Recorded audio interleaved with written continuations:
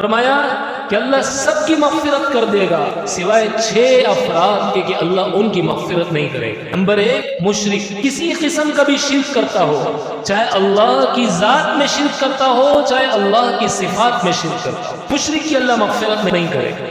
دوسرا وہ شخص ہے میرے دوستو جس کے دل میں کینہ ہو، کسی کے لیے کوئی برائی دل کے اندر ہے، اللہ ایسے انسان کی بھی مغفرت نہیں فرمائے گا۔ تیسرا وہ شخص ہے جو قطع تعلقی کرتا ہو، رشتہ داروں سے تعلقات کو ختم کرتا ہو۔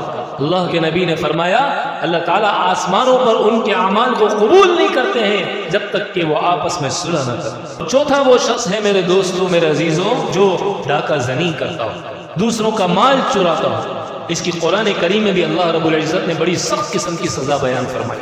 پانچواں وہ انسان ہے جو شرابی ہو۔ اللہ کے نبی نے فرمایا کہ جو مسلمان شراب کا 1 قطرہ پیتا ہے اللہ 40 دن تک اس کی نماز کو قبول نہیں فرماتا۔ اور چھٹا وہ شخص ہے جو زانی ہو، زنا کا عادی۔